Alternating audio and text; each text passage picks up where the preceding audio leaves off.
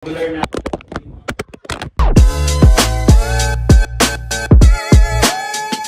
Pangalawa, si Casey, relationship. May pinupush ako actually isang sister lang yun eh. Dalawa siguro or isa. Na pinupush kong sister at special sister ko na to. Alam niyo kung paano ko ka-SS? Naggiditan kami nila Kuya Jess. Maabot na hinahagulgul ko sa anak. Hindi ko pwede i-chat! Baka ganun ako sa kanila. Hindi ko pwede i-chat eh. Ba't ganun may mga ganun na hindi ko pwede i-chat? Bakit? Kailangan kong huwag mag-communicate. Bakit saan? Hindi ko maintindihan eh. Again, mostly mga plano ni God, hindi natin maintindihan. Tapos, comes through time, then may na-observe ako na ganito pala, ganito pala. Then God reveals through time kung ano yung plano niya, bakit yun yung plano niya. Dahil, for sure, may planong mas maganda si God sa atin. Comes through my young adult stage, 21 years old. Diba? Kaedad ako ni Ken. Kaedad niya ako mo, 25 na si 21. Kaya ako na inigo? 23, 24? 27. Ano nga? Ikaw? 23, di ba? Mostly I'm on that stage kung nag-aano ako na, sino ba talaga, God? Niluwag ko ba dyan? Lupasay ako. Nilulupasan niyo ba kay God? Sino ba God? Nilulupasan niyo ba kay God to the point na ganun kayo ka-willing na sigat yung manguna sa relationship. Yun, nangyari yun. Sabi ko kay God, God, willing ako kahit mga 2 years. Siyempre, ikaw 5 years, 10 years, di ako magkakaroon ng dating or i-consider. God, willing ako 2 years. Then I spent a lot of days during that week. Napupuyat ako sa mga preachings, kung ano ba sinasabi ni God about sa dating. Hindi dahilan na wala namang nag-aalaga sa akin eh, wala namang kumakamusta sa atin eh. Most of the time kailangan yun. Pero it's your walk with God, di ba?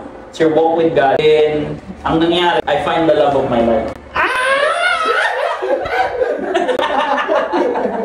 Di ba? Sure mo lang kung plano ni God. Kasi, ano yun eh, pandemic, tapos date namin ni Casey. Tapos sabi niya, hindi ako kasama dun sa date, si Mark Marquez yung nag-setup. Tapos bro, ulang kami ng tao, sama ka. Tapos, nagandaan ako kay Casey. Pero dahil nga devoted ako kay God, talagang wala akong, nagandaan ako sa kanya. Tapos yung, alam mo yun, gentle, ganyan. Pero wala akong... Mga dapat first second. Hindi. Nagandaan lang ako sa kanya. Attractive siya, pero hindi pa ka-attractive. Kasi okay. Solid ako kay God. Tapos, a week after, parang ino-obvious ni God kasi nagre-react siya regardless of her, so nagre-react siya, gano'n. So napapansin ko. Tapos, nagre-react saan? Story. Tinake ko as, agad, ano to, sige, chat ko nga. So yun. Sinanto, tapos nag-date kami. Tapos, I walk through na mapalapit kami kay God. Quiet time. Be intentional. Gusto ko siyang makilala eh. Hindi ko naman siya makikilala sa Batangas eh.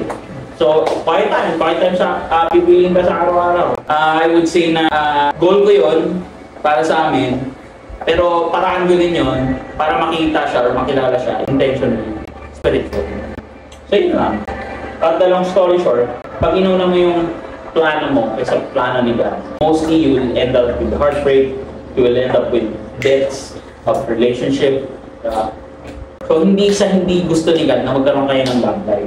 Ang gusto ni God, yung talaga dito kay Casey, yung iiyak ako pag na-realize ko, yung pinag-pray ko kay God. Diba? She would support yung mga flaws lagi ang relationship. Pero pag makikita mo, God, ito yung pinag-pray ko, ito yung iniyak ko sa inyo. How much do you pray for it? Hindi mo din makikita kung plano ka maganda. Let's go!